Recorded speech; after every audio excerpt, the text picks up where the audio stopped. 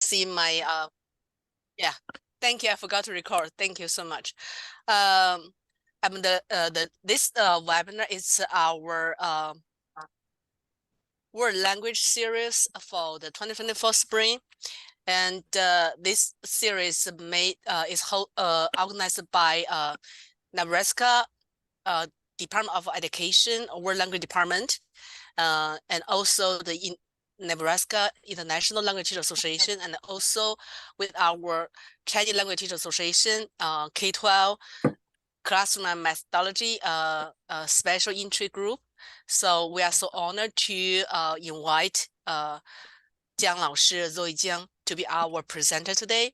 And the title for today's webinar is K.I.S.S case, manage AI anxiety and maximize AI benefits in the classroom. And Ms. Jiang Laoshi is a Chinese teacher at Skyline High School in Issaquah School District, Washington State, where she also serves as a district world language lead. Martin. What happened? Maybe we need mute all. Okay, so with over 23 years of experience, she has taught Chinese to all proficiency levels in various contests, spanning from kindergarten to mystery secondary and the university level. So she was also the Teacher of the Year from the Washington Association for Language Teaching, and she is also the president of Washington Association for Language Teaching. This year, she is the president-elect of the Pacific Northwest Council for Languages. So the current PNCFL representative to the National Association of District Supervisors of Foreign Languages, so NASFO, and the current board member and the K-12 committee chair of the CFTA, so Chinese Language Teacher Association. So let's welcome Jiang Laoshi to start her presentation. So your turn, Jiang Laoshi. All right, thank you so much, Guan Laoshi, and thanks so much for for your invitation, Liu Laoshi. Let me quickly share my screen first. So this one. All right. So I hope everyone can see it. Just move it a little bit. Okay. All right, so good afternoon, everyone. Thank you for being here. I'm so excited to see a group of teachers with the passion for AI. And I hope today you will leave the meeting with a deeper understanding of AI and the K.I.S.S principle. And before I get started, I would like to extend my heartfelt thank you to the organizers. Again, thank you for having me so we can have the collaborative opportunity together. And the next one, so for those who may not know me, my name is Zoe Jiang, and I'm so honored to be here. I have a lot of titles, but actually today I come to you as an AI learner. So I'm not an expert, so I'm not sure teach you something. I'm just here to share what I learned from lessons about AI, regarding AI, and also my reflections. And feel free to ask me questions, share your thoughts, and engage in discussions in the chat. And since it's a tech workshop, and I will frequently switch windows. And what happened before is sometimes I would just be disconnected. So I want to make sure like the tech is good today, so I will stop my video. But I will put my video on back when it's Q&A session. And I think there will be one part. I will show you something. I will also turn on my video. All right. Let's see. Okay, all right. So as an AI workshop presenter, so actually I should have posted an AI generated headshot here. The most common concern about AI generated photos include whether the portrait is realistic, right? Because they like some photos, you may be too easy for you to spot. Oh, this is AI generated, and also how many images are needed. Maybe for some we just need to upload 14, And then some websites we need to upload like 20. So that's also a concern. Like how many selfies you need to take to upload. And the other thing is user privacy. I will say, although several AI headshot generators promise data safety and a no-sale policy, and some even provide instant delete options, I still hesitate to upload my photos to their website. But if you think you don't think that's an issue, I will suggest. See, so I will suggest two websites. So you can use this one. It's called the Headshot Pro. This one, it has perfect like data privacy policy. So I think it's relatively safe. So you can try that. And the other one is called Secta Labs. Their photo, I would say their headshot qualities are very good. So it will save you time and money, right? You know, like if you find a professional photographer, you have to pay a lot. But for Secta, I'll say based on the experiments, you can still tell the difference, but it will be very, very, very, very close to the photos taken by the photographers. All right. All right. So just for your interest, if you want to explore, you can try that. All right. So objectives. So we are going to explore the K.I.S.S. K.I.S.S principle. We will understand AI anxiety. We will discuss strategies to minimize it. We will generate ideas for maximize the benefits of AI. All right. So first of all, what is AI? I know, like we all know AI. Our artificial intelligence is the trending one, right? We know that. So the most I would say the easy thing to say is AI is the ability of machine to think, learn, and act like humans. It uses advanced technology to make human tasks much more efficient.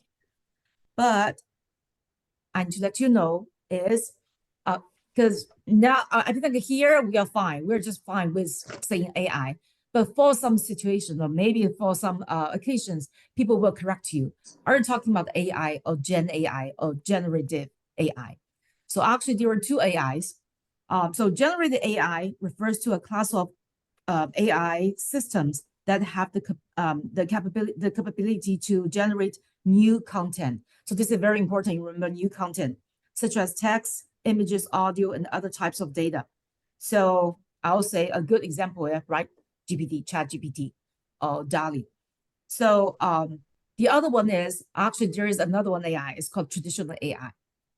So that's the non-generative AI. I can give it an example. So for example, like you just give it a lot of medical information, right? It will analyze, but it will give you a suggestion, but the suggestions are based on your policy, the rules, so nothing new.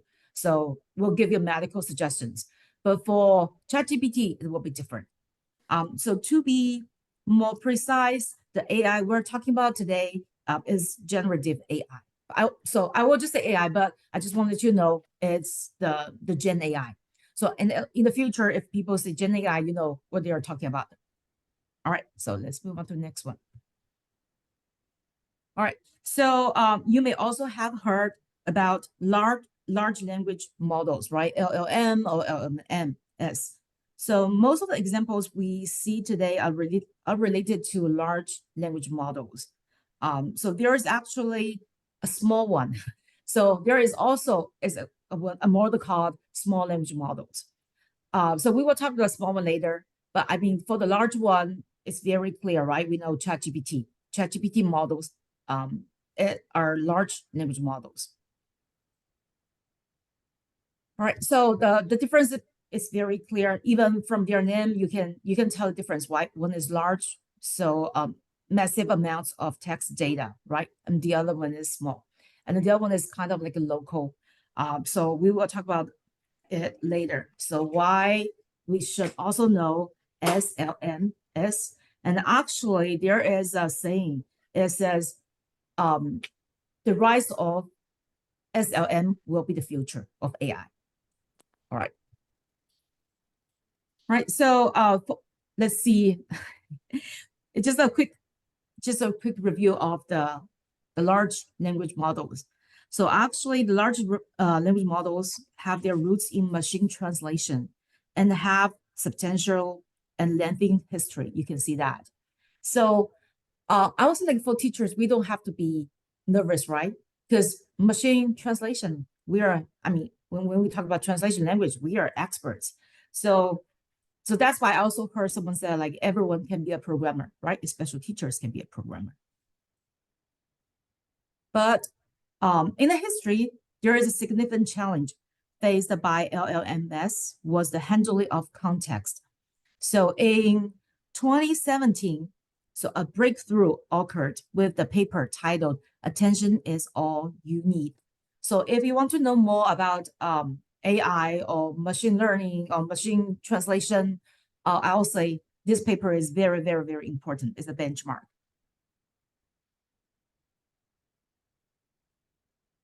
All right, so now before we get started, let's have some interactive activity. So please put one word in the chat. So describe your feelings about the teaching languages in the Gen AI area.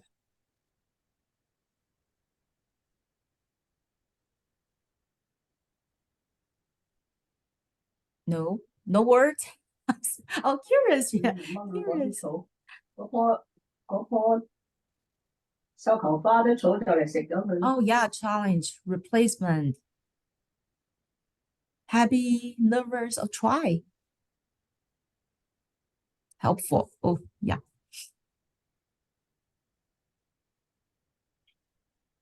All right, thank you. Thank you so much. Thank you for sharing that.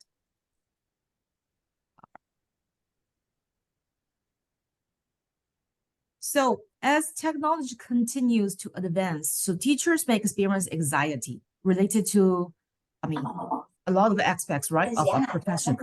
So here are some specific points regarding AI anxiety for teachers. So the first one, I think, is the fear of falling behind. So everyone is talking about AI. Oh, look at the presentations, right? AI. Maybe for my district, they have the tech training. They're going to tell us about AI. This is a reality. This is true, right? So the fear of falling behind other teachers or the new trends can motivate us to learn. But it is also the same time we are facing increased pressure and stress. I attended the Apple convention in Chicago. I guess I saw some of you over there. So where there were at least 11 sessions regarding ChatGPT and AI. And I still remember, I recall passing one room filled with people, some even standing in the hallway and then near the door. And actually, like short people like me, I was not even able to see the screen. So of course, that session was about AI. So the fear can also lead to adaptability challenges and learning curve anxiety, right? So because there are so many new AI tools, I have to keep learning. And how can I adapt to my classroom teaching?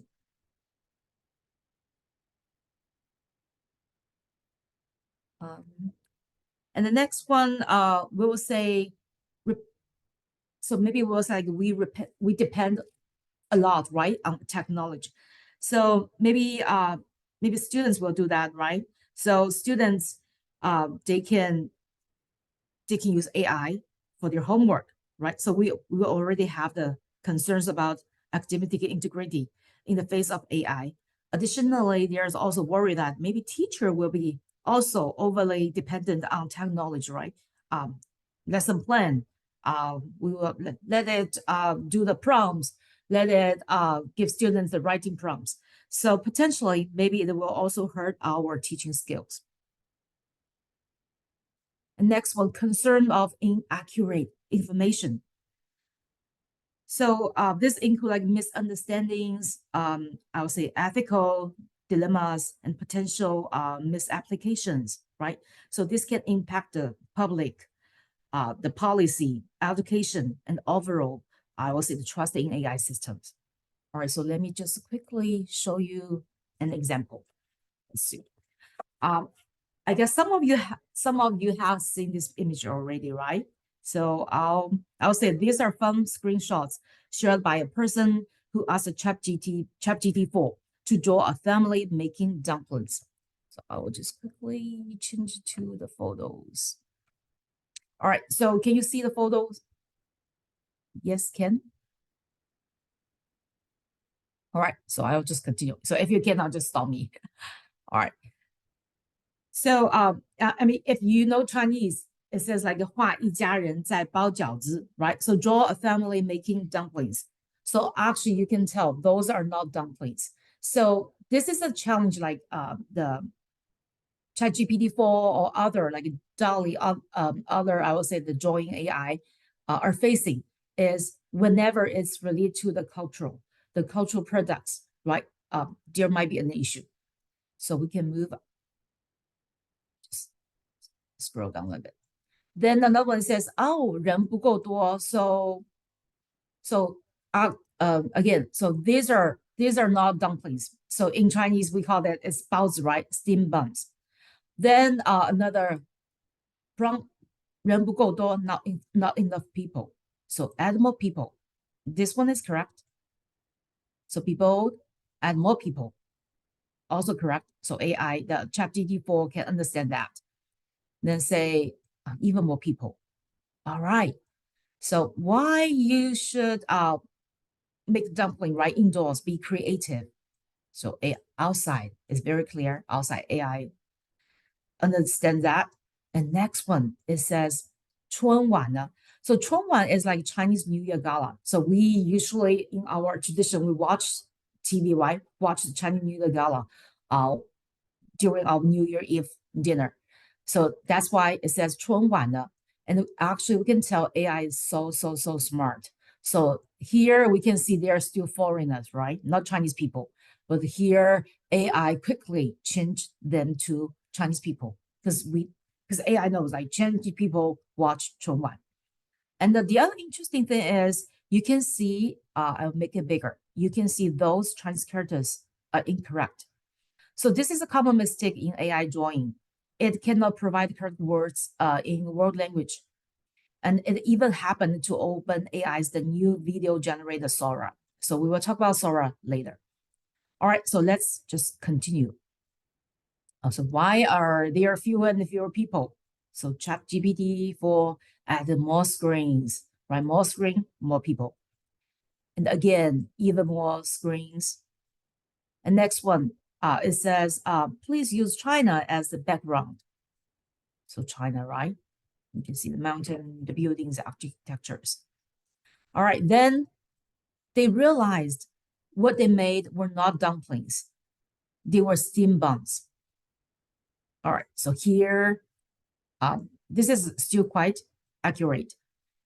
And then finally, the person asked the ChatGPT-4, do you like this story?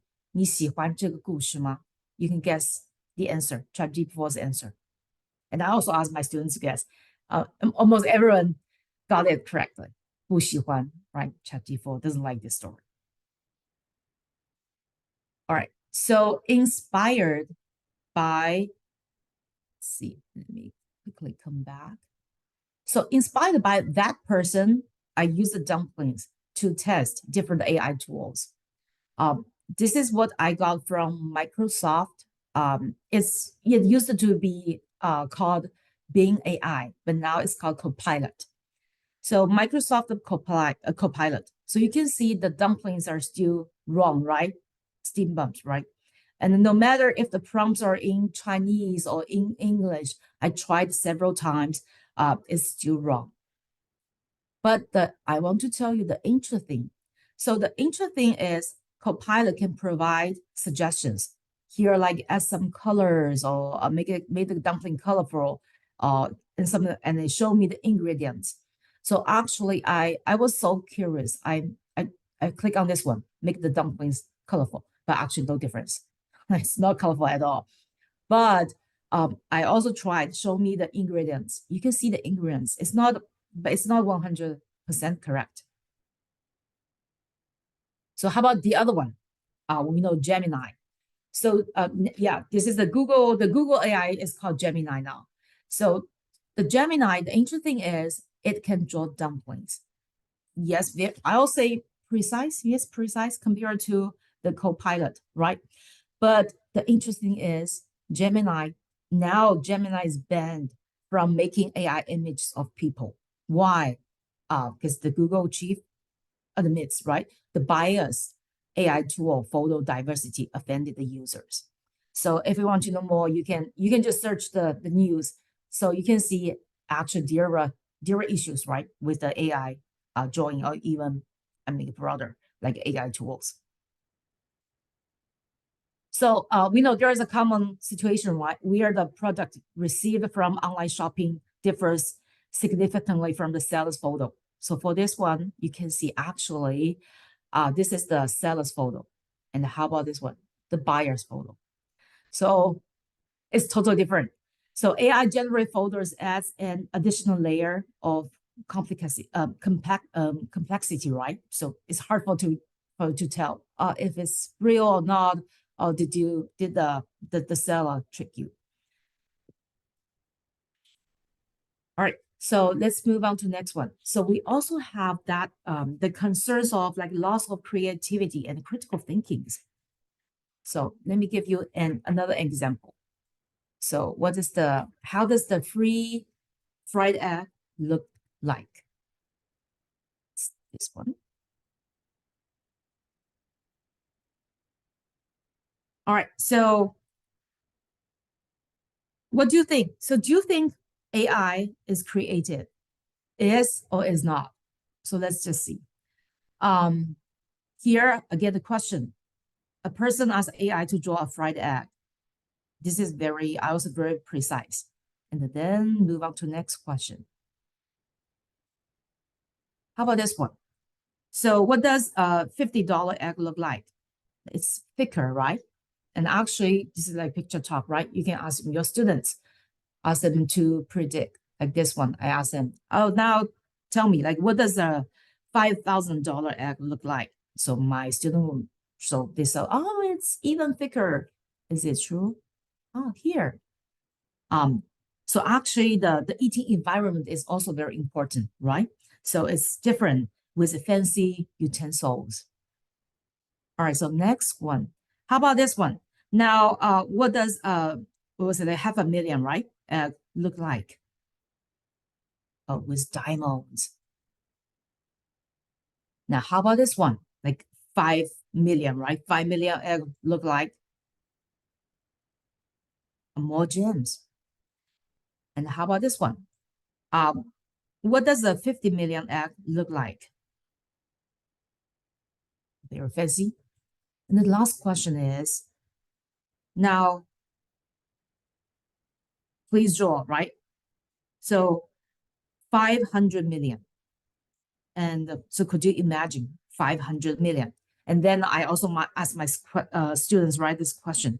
So they said, oh, it will be super big. And it will be super thick. And one of my students told me, it will look like the galaxy.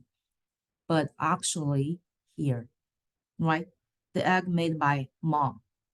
So what do you think? So is AI smart? Creativity, very creative. Shows us creativity, yes or no?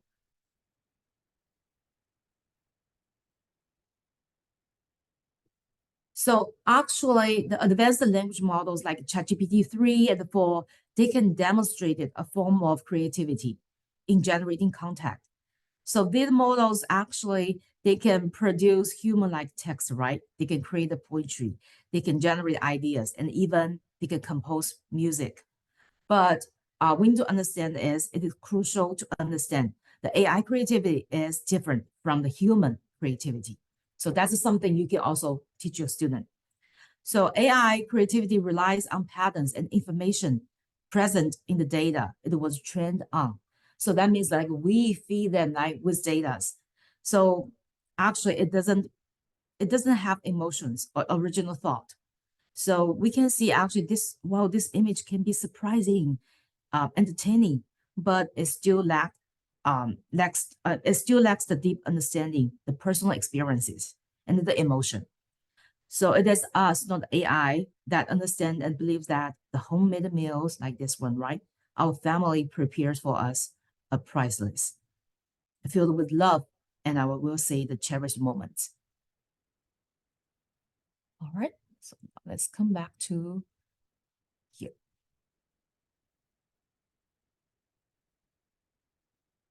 All right. So of course, so there are other anxiety, right? So like I'll say the fear of the job displacement, security and privacy concerns, lack of transparency, and also equitable access to technology, etc. All right. Now let's move on to this one. So how can we minimize anxiety related to AI? So first of all, I will say it's never too late to learn. Let me share my experience with you. So I look at the slides. That's a presentation I made back to 2021, right? So do you still remember that time? VR, right? Virtual reality, especially during pandemic. It was so hot, the hot topic. It was so trendy, right? So at that time, I give a lot of presentations regarding VR, regarding 360 imaging. So yeah, so I wanted to be the first one. I want to be the teachers like who knew the trending topic and who can train the people, right? Who can share the experts with other people. But now it's 2024. So what happened? So you can see actually like the Google, right? So I think at that time I used Google Expeditions. But now Google Expedition disappeared. No more. And the Google even they also closed the other one is called Tool Creator. So it closed the Google Expeditions. It closed the Tool Creator. So if you still want to use it, if you we don't have the Expedition anymore, the Google goggles. But if you still want to use that, the goggles and also the supporting website, I can recommend another one. It's called I think it's called like Language Robot Lab something. So I use it once, but I'll say it's not as fancy as Google Expeditions, but now we don't have other choices. And then the other one is Microsoft, right? So Microsoft changed their I think their strategy regarding VR. So they also stopped using the AI VR in their I think that the Windows. So I'll say and also Apple, right? So Apple Vision Pro. You still can find Apple Vision Pro, but I'll say according to the technology, there is still like delay, there is still like lag. So some people they will still experience the motion sickness when they wear the goggles, the AI Vision Pro. So I will say back to 2021 at that time. So if you knew nothing about VR, now look at this point, it won't hurt you, right? So it's never too late to start. All right. So another one I want to talk about is like a KISS, K-I-S-S. So K-I-S-S stands for keep it simple, stupid. But now we want to make it sound good, right? So we say keep it simple and straightforward. So why we use KISS? So of course you have a lot of different ideas, you have a lot of information, but how can we focus on the most important thing and we can find the easy to understand solution so we can apply the KISS principle, especially in the Gen AI area. I really like this. So it says like, people will never forget how you made them feel, right? So I still remember at the beginning of the year, our district trainee, right, our keynote speaker asked us a question. So what do you think your student can still remember after 5 years? Can they still remember the specific grammar, vocab you taught them? We hope so. Can they still remember the assessment you gave them? Probably not, unless they have a very bad score. But of course, they will remember the I would say the warm, the over the welcoming, right? The inclusive learning environment you created for them. They'll remember the fun stories, the anecdotes, right? You told them, or their peers shared with them. They will remember the hands-on cultural experience. So that's something they can feel, and it will last longer.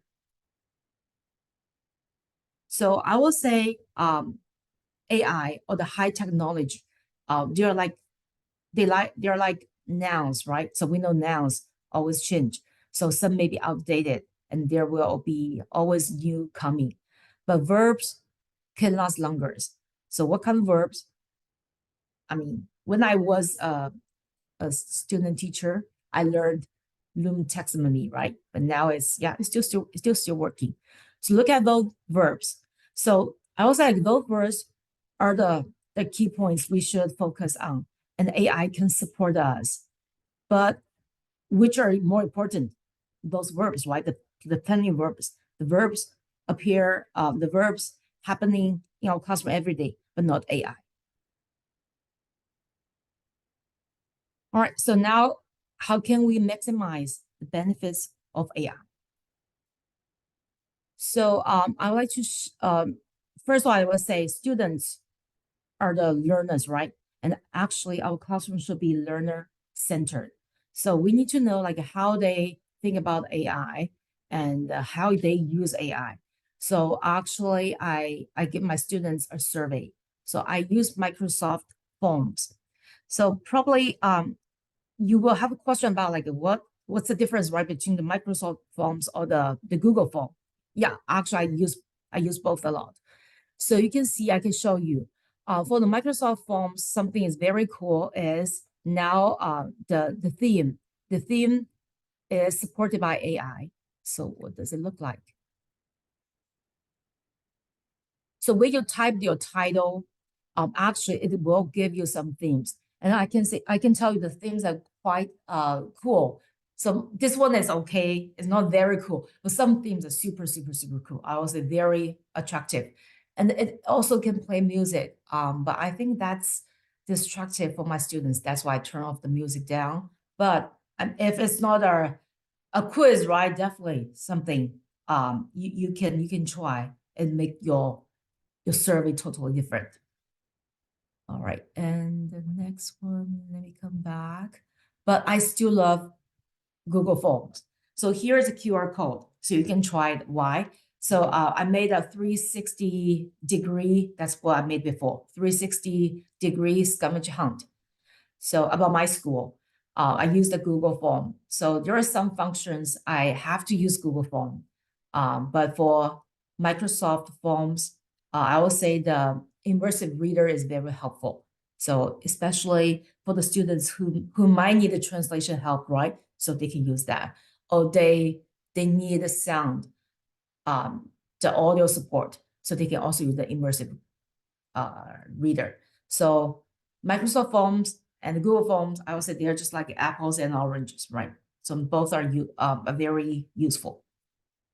All right, so let's see the result. So I give you some background of my school, my students. Actually, many of my students, they come from their family background. So most of them, they have the higher education background. So some parents, they're even like engineers. So I'll say, and also at my school, my students, they have their school laptop. So one-on-one device. So they should have the technical access to ChatGPT or other, I would say, Gen AI tools. So this is what they said. Actually, somewhat familiar, right? Familiar is, I would say most people say that. That also surprised me. So, so maybe we can spend more time, right? Like guiding them how to use ChatGPT, or maybe we can discuss more with them. Because even students, we think like they are the new generation, right? They should know everything, but actually not. And for question number 4, this also surprised me. They use ChatGPT for science a lot, for history a lot, for world language not a lot. Actually, it's with the smallest number, right? So actually, this is a good thing, right? They rely more on teachers. Okay, and next one, how often? This is what I predict, I think like weekly. This also happened to me. I also use ChatGPT weekly. And also I give them some options, like what kind of like specific ways they use ChatGPT to help them. So here you can see it says like a language chat partner. So only like 11 students chose that. The reason I think is they didn't know after ChatGPT, if you have the cell phone, the phone version, you can talk to ChatGPT. So it can be a chat partner. You can choose the voice. There were like, I think there were 5 types of voice you can choose. You can chat with ChatGPT. It's like the real chat. So it's called chat, right? Not just the typing one. You can speak, you can listen. So that's something I'll experiment more, make sure it's reliable, and then I will introduce it to my students. And here you can see most of them chose other. Why? Because some students they don't use ChatGPT, right? So that's why they told me. And also I see translate. One student put translate, and later we will see if the translation is working over there. And some students told me like they use it for making note cards, cool. They for the picture creation assignment. And someone they said, yeah, they did use ChatGPT, but not for Chinese, not for learning Chinese.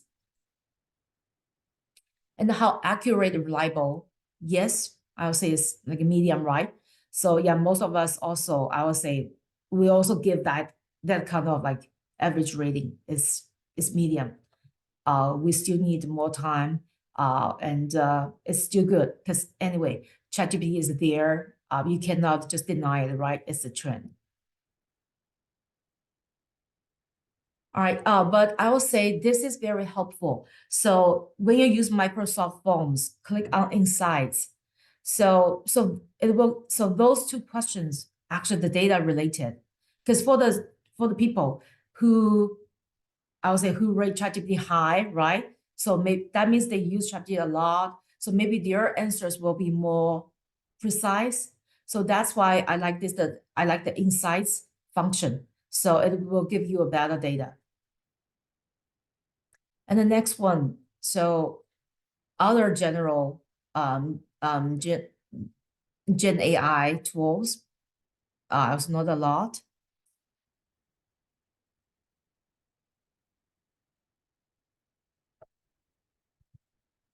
All right, so since my student mentioned the translation, so I do want to quickly share something happened recently. So my school, we have this called a learner profile. So there are those are posters.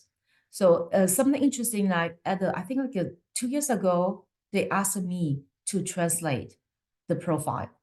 So I did it, and then I just realized they reprinted it, but this time they did not ask me and didn't ask any other language teachers. I think they used the Google Translate. So actually you can see the poster, the right corner, it's wrong. And my student, I mean, like one of my students, his Chinese is very good. And he found it. He told me, what? It's 订婚. Because like engage in Chinese, it could mean like engage for marriage, right? So, and I just tested today, even today I tested, it's still wrong. So if you use Google Translate, it's wrong. So, but we will take every moment, right, as a learning opportunity.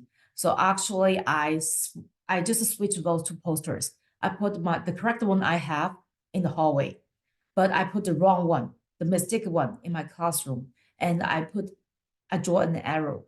So to remind my students, do not trust machine translation, right? So you should always trust yourself. But I want to tell you, I didn't tell my students, but I want to tell you, I asked the ChatGPT. So I asked the ChatGPT 3 to translate, you can see. And I also asked the Gemini to translate. So could you tell me like which one is better in your opinion?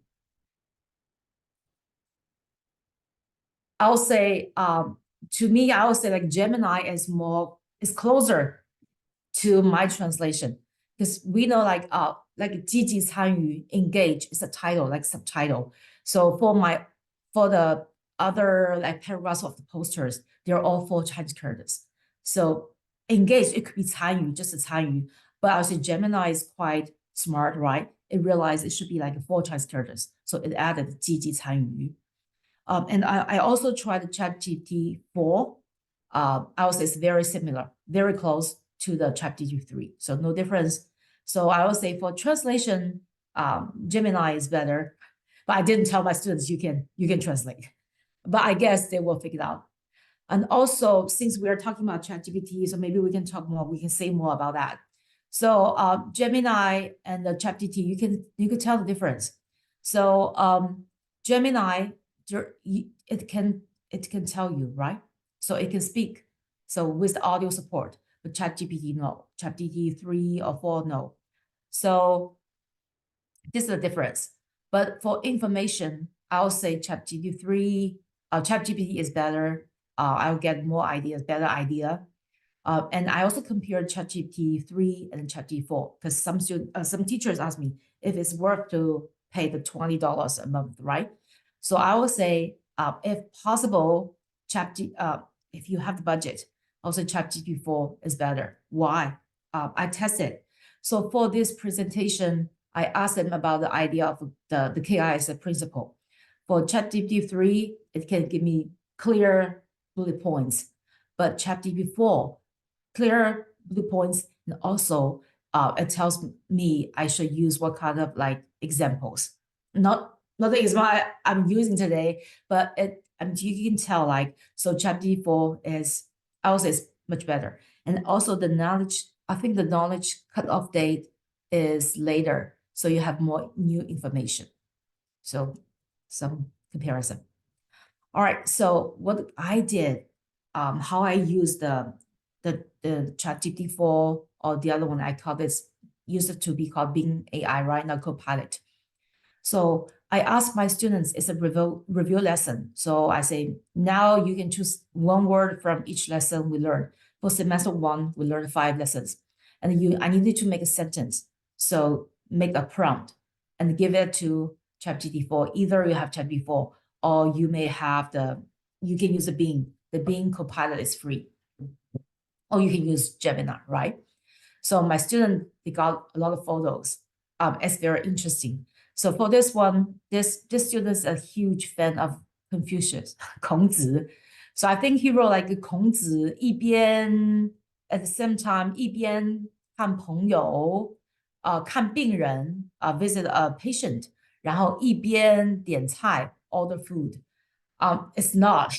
So from the image, you cannot tell that sentence, right? But it's very interesting. So why it is interesting?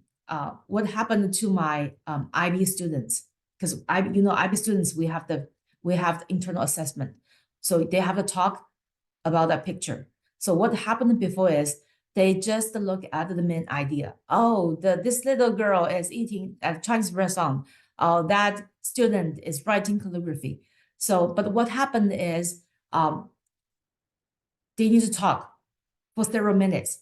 They just quickly go directly to the main point. And then they started struggling with the rest of the time. So I use this to train my students. So they will pay more attention to the details. So they can add the details, right? So for this one, they will say, oh, no, why it's outside and it's snowing, right? Why they are eating outside. And they can even find the little, the small mistake. You can tell this one, this person doesn't have a cup. So yeah, the 病人, the patient, after the patient will get burned. So, and we can also apply what we used for the picture talk, right? So the picture talk we learned, we say, I see, I think, I wonder. So they can even use those rules with the ChatGPT, with the AI generated photos. All right, now I want to talk about Sora. So Sora is something very, very new.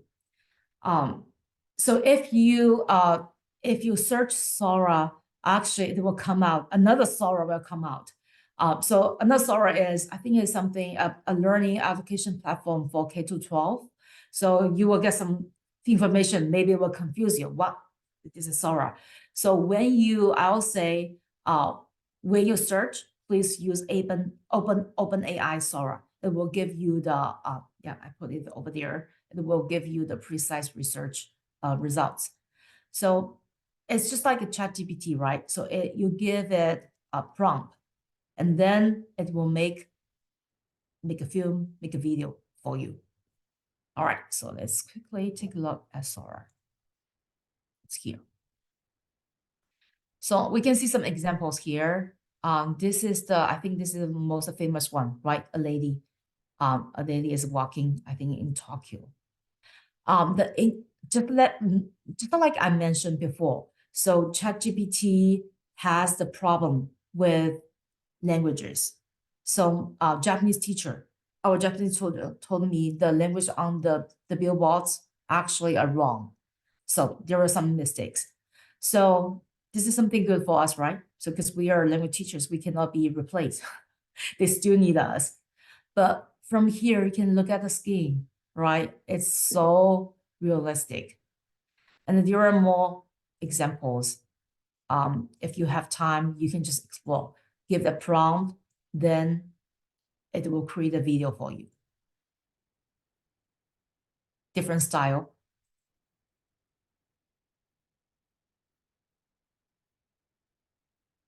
And so far, I'll say it's still not open. It's not ready for public to use. So that's why you can just watch your video, then you can try ChatGPT. But I would say this is the future, right? And I guess people also ask, will it be free? I guess it will be like ChatGPT, like there will be different plans. But I would say we can use it in our classroom, even for us or for students, right? Give them prompt, then it will create video. So teacher, it will be much easier for us because in the past, we have to search for different videos, right? And sometimes we have to edit it. It's too long or the vocab is not proper. So, but for this one, it will be very precise. But on the other hand, it's not that precise. Just come back. So this one, do you see any mistake? Yeah, the man is running on the treadmill, right? But actually the wrong direction. So yeah, of course, this is a mistake. But we will say, again, we need to regard every moment as like a teaching, as learning opportunities.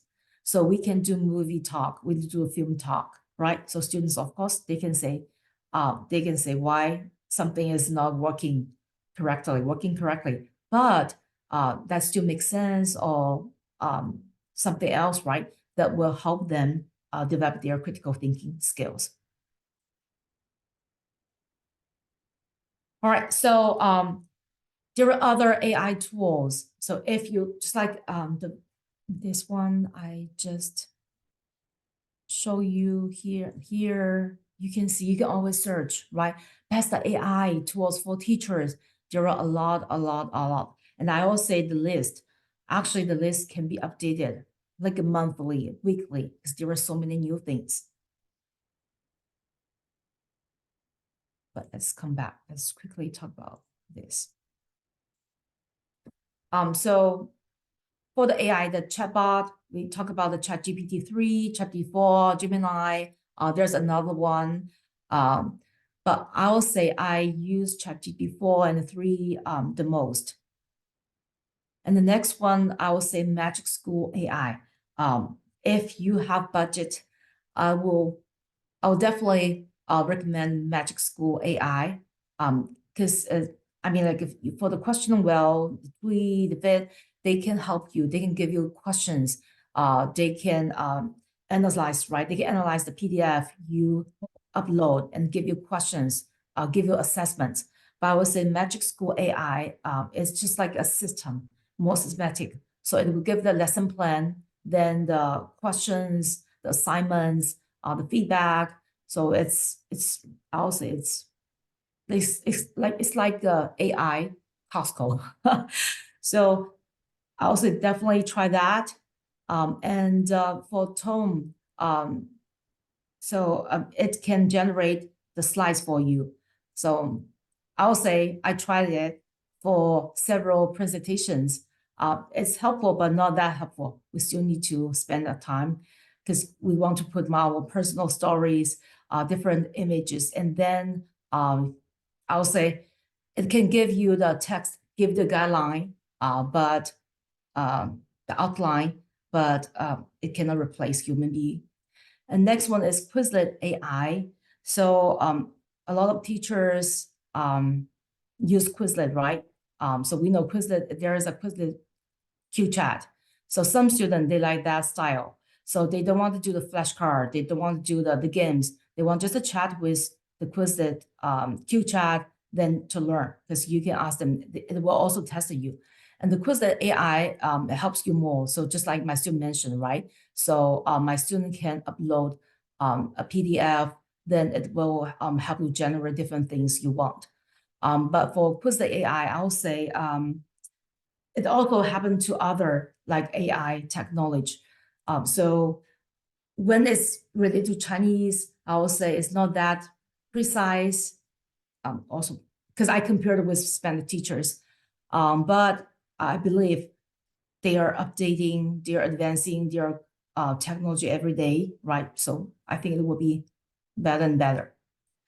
Okay, now let me quickly say one thing is, so March 21st, 23rd, actually there will be a conference. So you know I'm from Pacific Northwest Council for Language Learning. So PNCFL, we will have a conference. So over at the conference, actually, not I, my student and I. So my student, they're the AI club presidents, and some students, they even won the AI design, the Microsoft AI design app, the winners. So we will set up an AI playground. So actually we'll put different versions. So the version, we'll prepare the versions, the free version, and also the paid version. I know now there are a lot of paid version because they incorporate AI, then you have to pay for it, like a Kahoot. So we will put different versions, and we will let teacher play. So that's why we call it playground.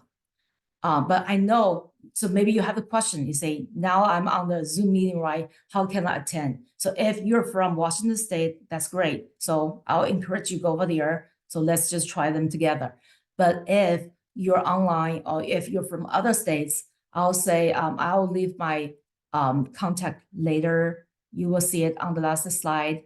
And whenever we got the result of a play, right, we will share with you. So if you're interested, you can just email me, and then we will share what we found together, or what the teacher's reflection. We'll just share the result with you. Okay, now let's come back to this one, the language models. So we talked about large language models, right? So you can always give ChatGPT different prompts. And also we need to learn that when we give prompts, we have to be very specific, right?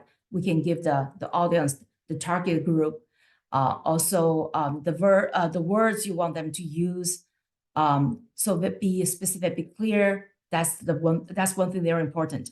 But on the other side, just like I mentioned, which one? This one here, the Magic School AI. So I would say I found Magic School AI is very helpful for new teachers, or for the teachers like for this topic I have never taught before, right? So I can use just Magic School AI. It will give me ideas. It will give me a lesson plan. But to me, I have taught Chinese for a while, so I do have my own lesson plan. So how can I improve my own lesson plan?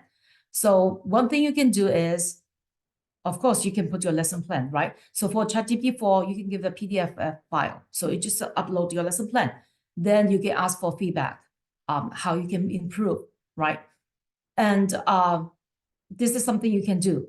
But sometimes I will say the information, right? So I want ChatGPT to give me suggestions, but the suggestions came from other teachers' lesson plan, right?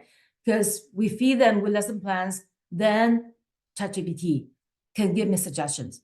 But maybe some awesome teachers, right? They didn't put their lesson plan, they didn't upload the lesson plan, or they didn't ask ChatGPT. So ChatGPT didn't get that training. So I'll say it does help me with the language, right? Because English is not my first language. Sorry, it's not my first language. So of course,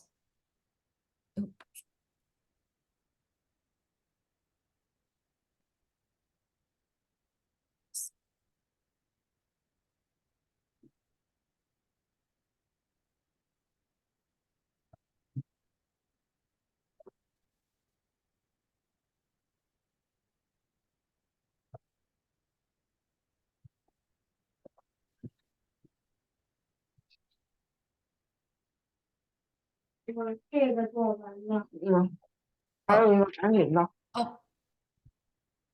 sorry,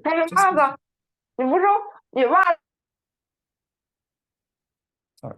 Let me just quickly come back. I just got disconnected. Okay. All right. So it does help me. So English is not my first language, right? So it can polish my prompts, make it very clear. And sometimes I test it, and I can find there may be some problem with the it's not logical. And actually, ChatGPT can stop that, and it can tell me to make my steps more clear, make my steps I would say reasonable, right? So this is something helpful, but I will say, how can I improve my lesson plan better? And like every teacher has different style, right? So I love arts. I do a lot of like cross-curricular collaboration. I put arts, I put science into my curriculum. So how can I use that? Because maybe other teachers, they don't do that. So maybe ChatGPT-4, ChatGPT-3 cannot give me a suggestion, especially on that part. Just a general suggestion and try that. So that's why there is an issue, right, with the large language models. So if it doesn't have that kind of information, the data, how can then help you? And the other thing is what I am doing, I have been doing it for a while, is language for all. So I want to promote the equity in language learning. So my students, they often work with the LRC classroom, like the new year, we visit their classroom, we teach their words, we share our cultural experience with them. So for those students, if we want to teach them Chinese or any other language, right, I would say their information is very sensitive. So if you upload it to large language models, because I know like according to the ChatGPT policy, right, it says like it won't sell, it won't share, but actually people still say like they found their ideas. Yes, so I believe there is a possibility. So for those sensitive data, especially like related to the student data, are we allowed it to, or is it proper to upload it or share with ChatGPT? So that's another question. So in this way, that's why some people said the rise of small language models, the future of AI is or could be like SLN models. So what's the difference is like SL models, there are so many models. I'll say like I'm not the expert, but the expert will know which one works better for you, right? So for SL models, you can just upload. You can upload your own lesson plans. So it is not processed like largely, it's processed locally. So for example, like for your school district, you can adopt a small language models, right? So you can put all your district, your information, your data over there. So it's not shared with the internet, the wide internet. So it will be safe. And also, just like I said, you can train it with your data because maybe I don't want to put all my lesson plans online, right? So other people know my lesson plan.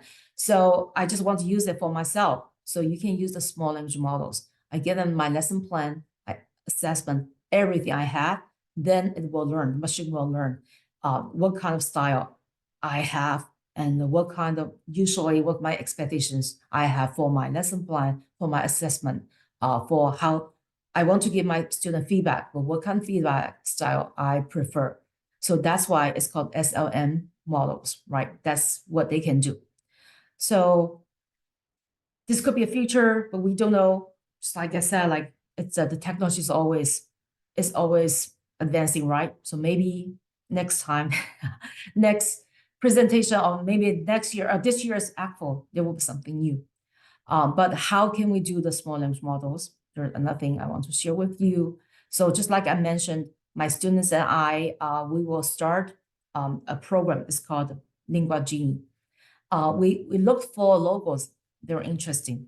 Just like I said, right? So if you ask ChatGPT, the ChatGPT-4 to create something related to language, it will make mistakes.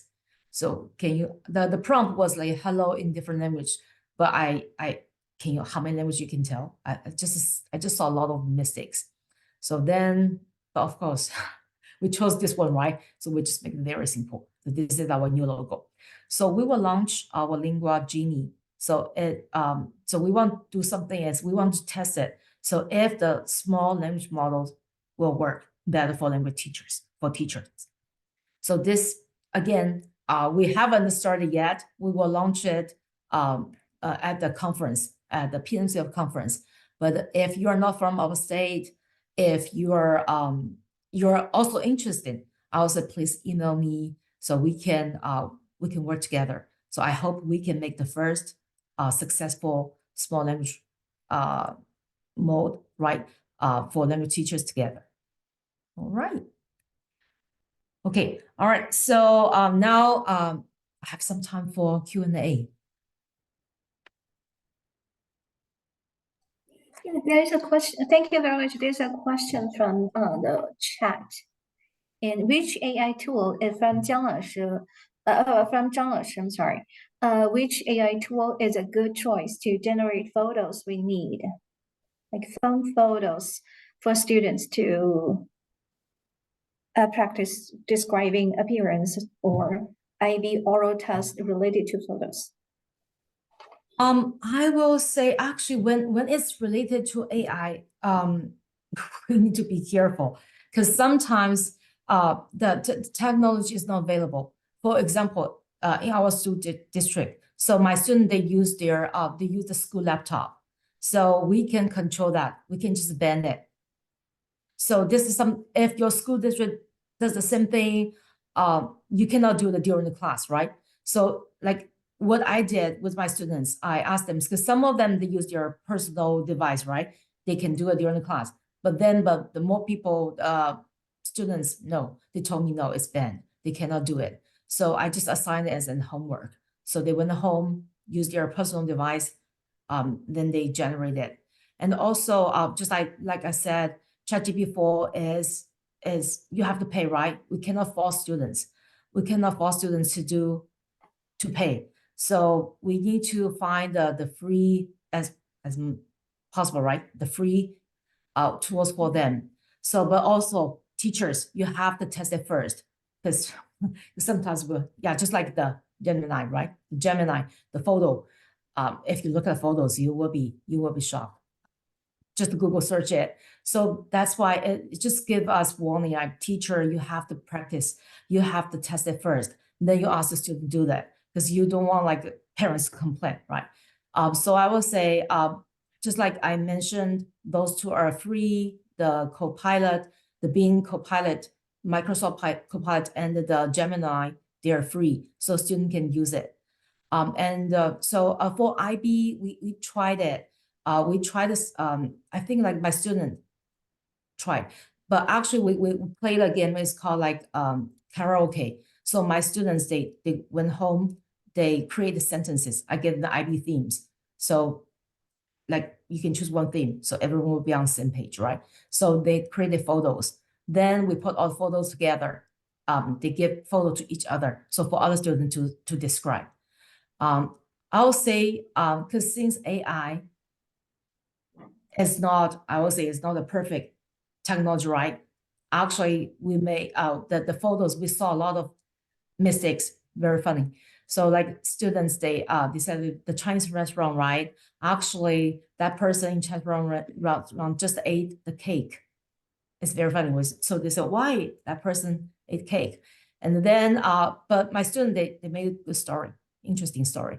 And also, we will see the numbers. I'll say numbers. So languages are something AI cannot handle. So you will see a lot of wrong Chinese characters or in other languages, and even Spanish. My Spanish teacher also found that. Also for numbers. So numbers is also an issue. So sometimes the numbers will be wrong. But I will say again, you can play games, right? Two images or find the differences.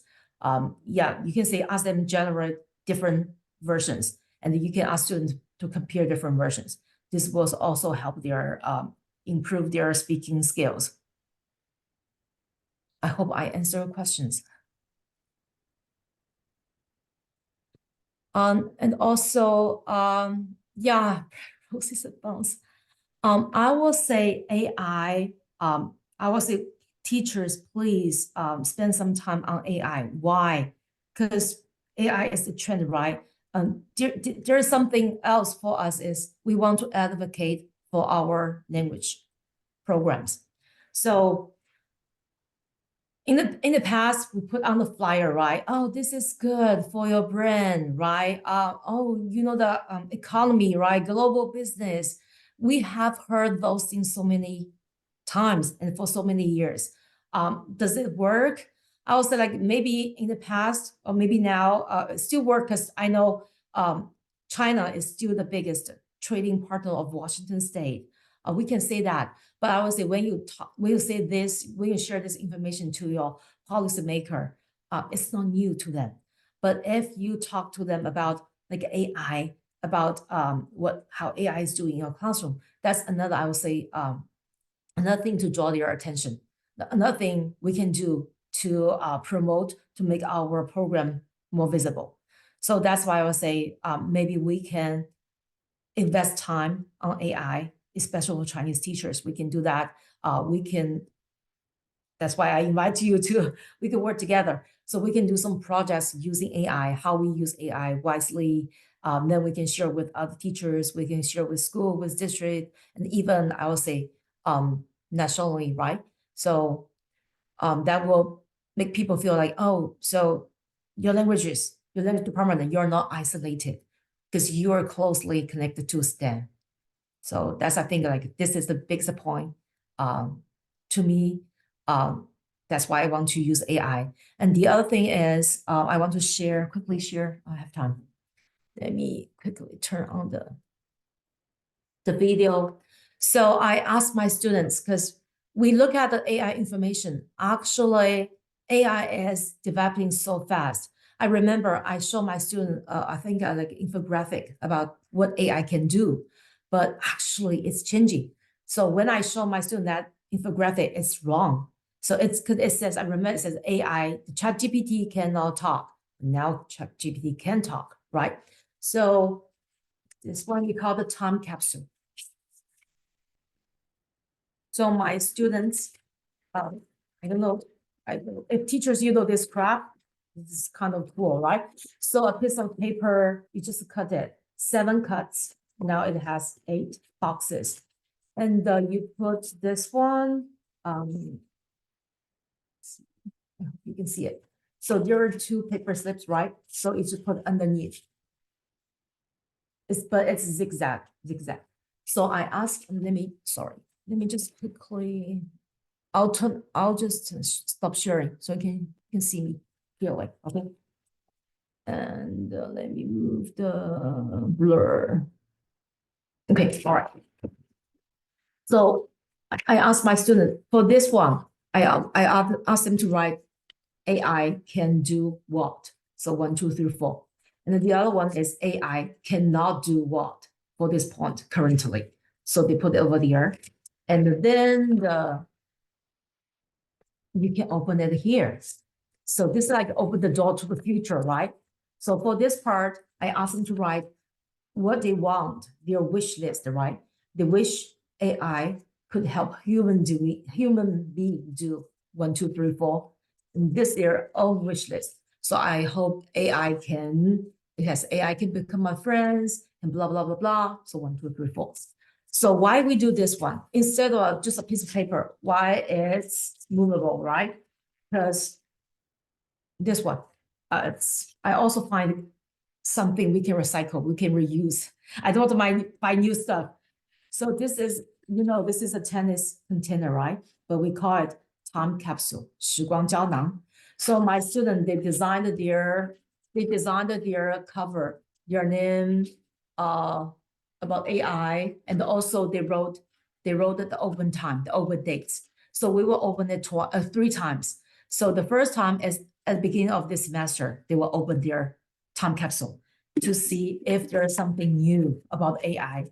And they can just put it out, they can change it, they can update it and put it back.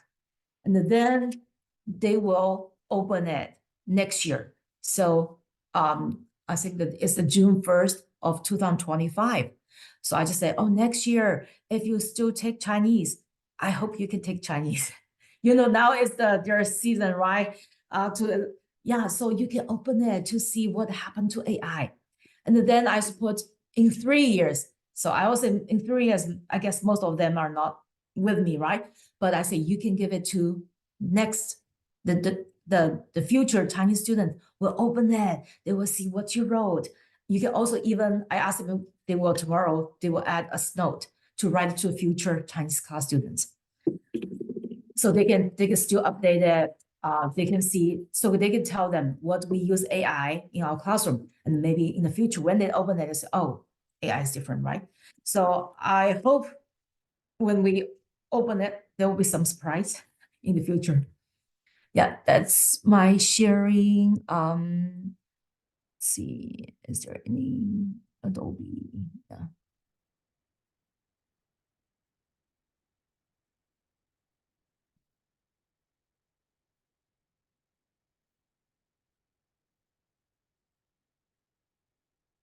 I'm sorry. I think that's a long question. Let me just take a look.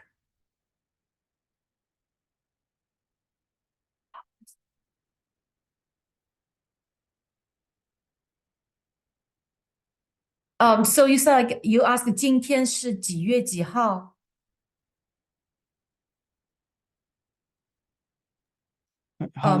Is that? Yeah. Oh, yeah. Actually, just I want to ask train students to like play, with the ChatGPT, yeah.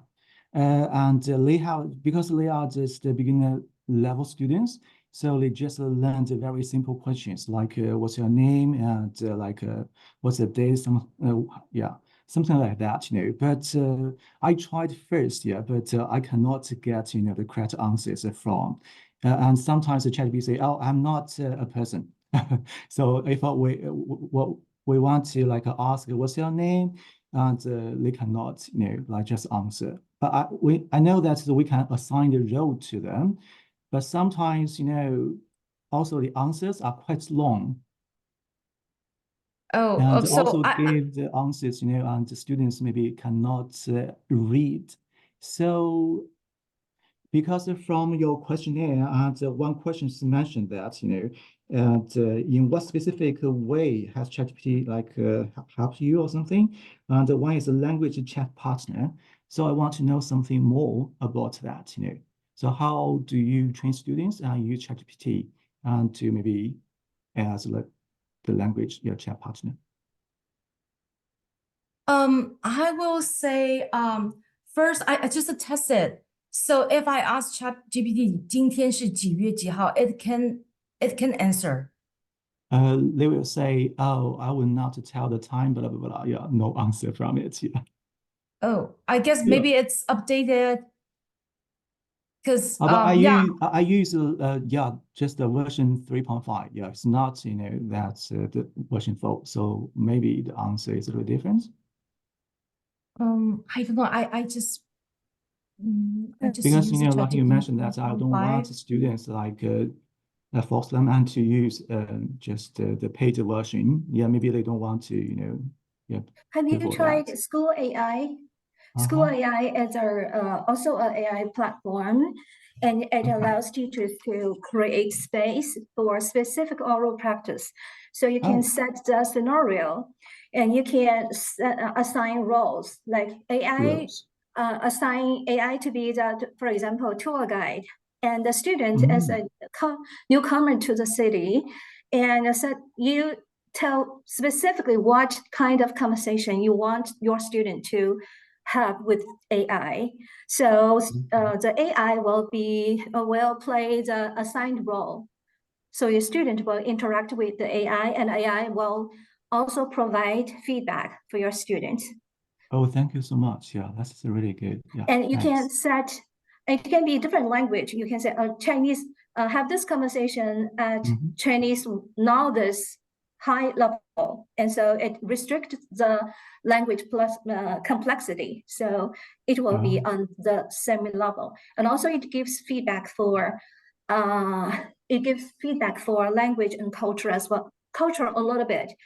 You know, it's not good at all the languages. Spanish is very good, but Chinese, the pronunciation is not good. It's not that good. It's hard to understand, but writing is okay. Okay, thank you. Yeah, thank you, 刘老师让你讲，蒋老师。Oh yeah, thank you, 老师. So I want to say how to say, because I do have the concern about the academic integrity, right? So we use photo a lot. So in that way, because my students they have to create something. So for AI, we tested. So I give my students prompt. So and I also tried in ChatGPT first. So I want to see like what kind of information I will get. So I can predict or I can compare if they use the ChatGPT to do my homework. So the interesting is I give them prompt so usually ChatGPT can give me a very good one. Then I told it, now you are a Chinese 2 student. So ChatGPT will give me a different version. It's much easier. We can tell ChatGPT can adjust, but actually, and then also you can say you have to use these grammars, use this vocab. ChatGPT can make it, but I'll say ChatGPT is still, we can still spot if students use ChatGPT or not, because sometimes, especially maybe for Spanish, it's very good, right? But for Chinese, sometimes it will use advanced word. So you can still tell. So the word is very awkward in that situation. Usually, I mean, like native speakers, we won't use that. For that level, it's not. It doesn't match with other contexts. So I'll say, yeah, this is what I use it for other things a lot, not for, student, they can bring ideas. So sometimes we will bring ideas together. So we can ask ChatGPT for ideas. But for writing, no. And for practice, I'll say maybe you can try. I'll say the cell phone, the phone version, the mobile version, ChatGPT. So they can talk. I would say this is a good way to help the student practice speaking and listening.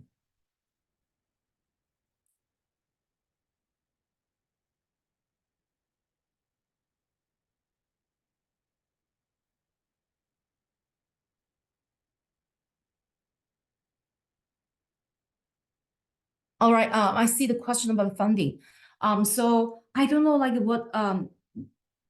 what's your school's policy. So actually we have we call that we have the tech funding. So you can apply for it. But I would say like it's not for students, it's for teachers. So for teachers, we can ask for funding, we can buy the paid one, right? The paid plans. But for students, no. I'll say we are still very careful about that. And some teachers, you can have, when I look at different syllabus, so some teachers, they say definitely no. So no AI is allowed it. So they give students other resources. And some teachers, they said AI is okay for not, as long as it's not for graded assignments, not for quizzes, not for tests, it's okay. So it really depends on how you how you want to incorporate AI in your classroom. Then you decide the syllabus. And I also make it very clear with the students, because AI is new, right, to everyone. So there will be challenge every day. So I'll say both of us are learning together.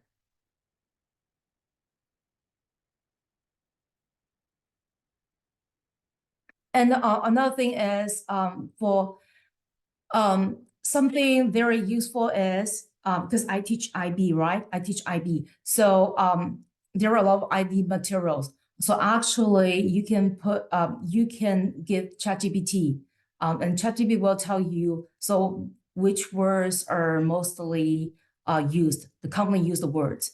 So it can help you analyze. So this is very helpful for my students. I can tell them that those words are very important. So I will say in my classroom, I use ChatGPT more. I try to give my students other ways, right, to practice the language. And also I believe students, they should have something, not only screen, right?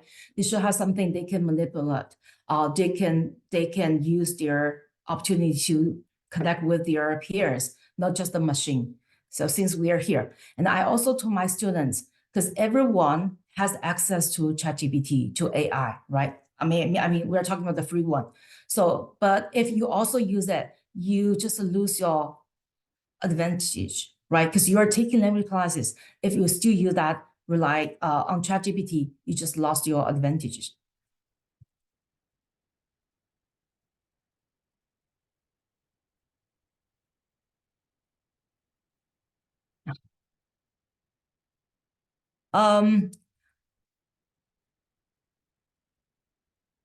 So one, I will say, because so far I use it for ChatGPT before, but I'll say Magic School AI, and also there was something new. I mean, every day there are new, because I just received the email from Kahoo. So I would like to try that too. So because I use Kahoo a lot. Yeah, so far I would say I use ChatGPT for a lot.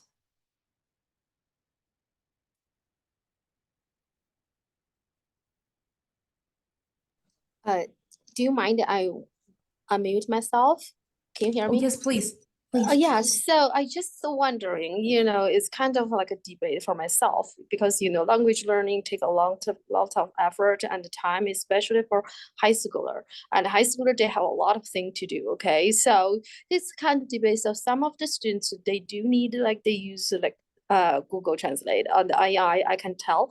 But, honestly, do you think like how we can encourage the students say like it's necessary to take a language class even though right now AI tool is so popular and is so smart?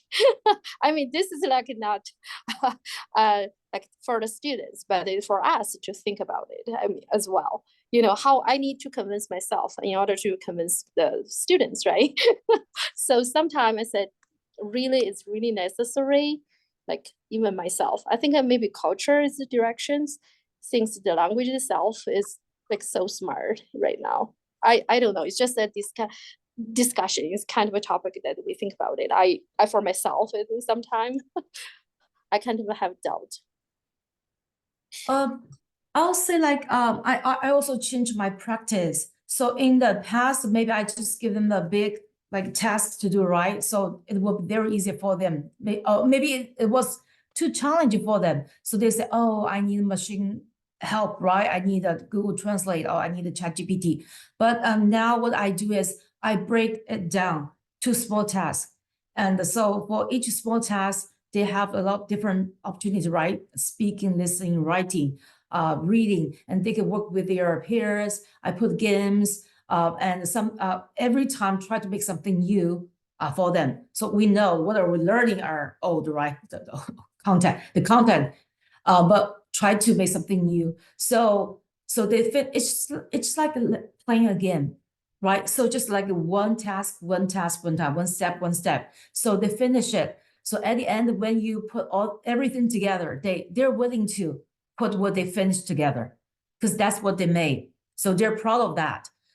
Instead of if you just gonna say write an essay, write a report, or do a presentation, make a slides, they will just look for the help from ChatGPT. But if they did it one by one and they can like scaffolding, right? They can use what they created already for next task.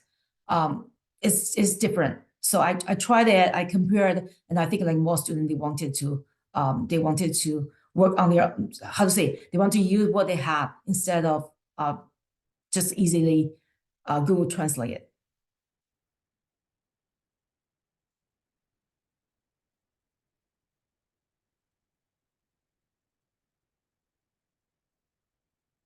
I will say this is immersive reader, 吴老师.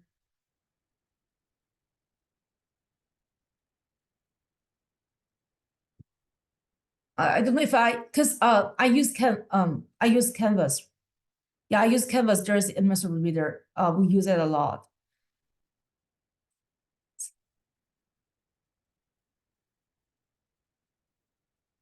I don't know, 看句子, look at sentence practice. I don't know, any other teachers know?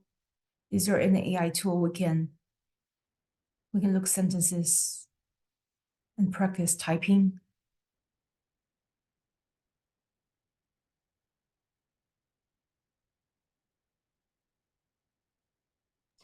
So for the typing, I use, sometimes the GimKit, I embedded my voice in it. So they yeah. will need to type what they listen.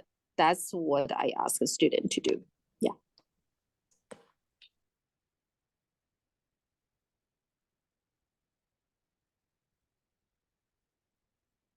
Yeah, I also yeah. Also, I use immersive reader a lot. The same like because for you don't want to record every sentences, too much work. So if they need a audio support, they can just click on it. It will read the sentence for them. Then they can practice typing, right? Because sometimes they cannot recognize, they cannot type the correct pinyin. That's why can be one issue for them to stop them from typing Chinese characters.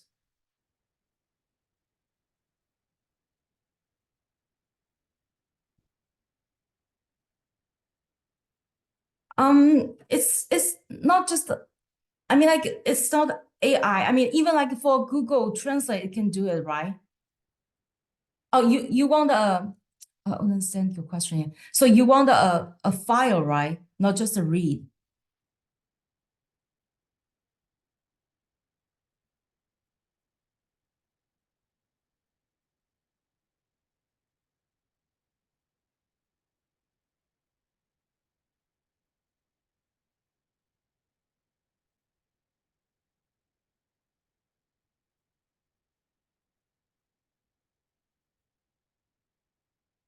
Oh, thank you, 梁老师.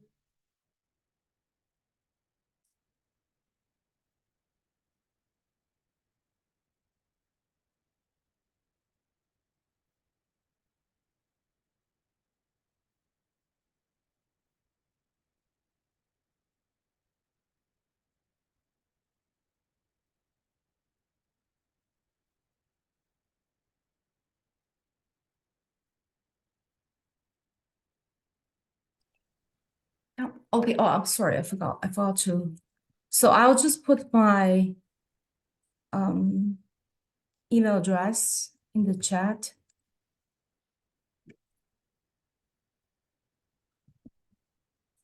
Yeah, so if you're interested in knowing the AI playground, right? I mentioned you want to know the results.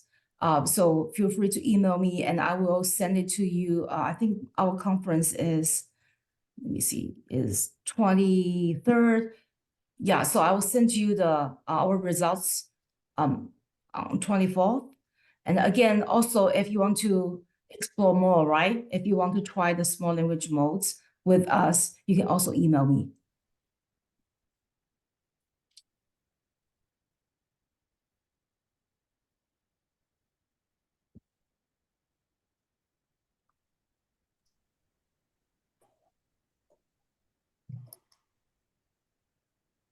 All right. I don't see any more questions. Thank you, Jiang 老师. This is really good. A great session. Thank you. All right, thank you. Thank you for coming. Yeah. If you need a PD certificate, please put the name and your name and your email in the chat. This is the easiest way for me to do it. Otherwise, I need to go to the system and then look for your name, and it's much more complicated. Thank you. You can private message me or send me an email. Or just put your email in the chat. Put name and the email in the chat.